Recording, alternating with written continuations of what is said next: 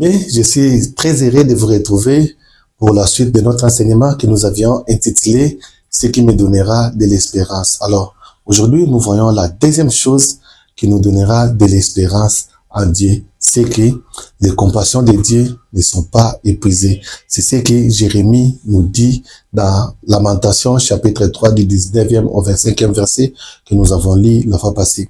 Dieu est compatissant envers ses enfants. Dieu nous aime et il a de la compassion. La situation que nous sommes en train de traverser, la situation que toi et moi traversons, Dieu voit cette situation et il a de la compassion pour nous. Et savoir que Dieu est compatissant devait nous donner de l'espérance. Quand nous lisons dans le livre de Luc, au 7e chapitre, à partir du 11e verset, la Bible dit, Jésus, accompagné d'une foule qui le suivait, entrait dans un village appelé Naïm. À la porte du village, il croisa une escorte qui allait enterrer un fils qui était décédé. Et ce fils-là, c'était le fils unique d'une veuve. Et quand Jésus regarda la veuve, regarda la foule et regarda ses cercueils, il fit ému de compassion. Quand il fit ému de compassion, il a ressuscité ses fils. Ce qui est intéressant, c'est que Jésus ne connaissait ni les fils décédés, ni la veuve, ni les personnes qui étaient dans la foule, mais il fit ému de compassion et il ressuscita.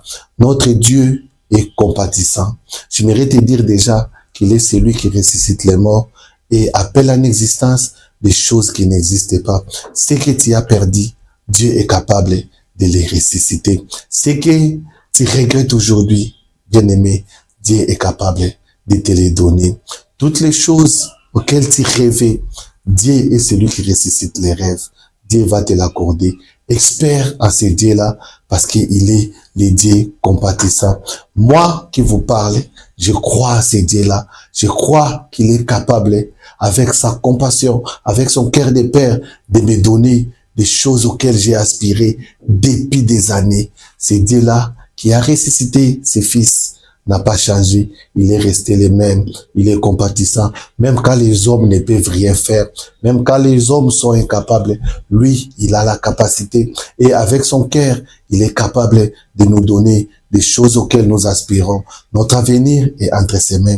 Notre espérance est entre ses mains parce qu'il est un Dieu compatissant. Aujourd'hui, j'aimerais t'encourager, bien-aimé, de ne pas lâcher prise, de continuer à espérer à ce Dieu-là. Sa compassion se renouvelle tous les jours, le dit Jérémie. Et cette compassion est une ressource renouvelable pour nous. Dieu renouvelle sa compassion envers nous. Hier, il a été compatissant. Aujourd'hui, il est encore. Et demain, il va encore montrer sa compassion envers nous.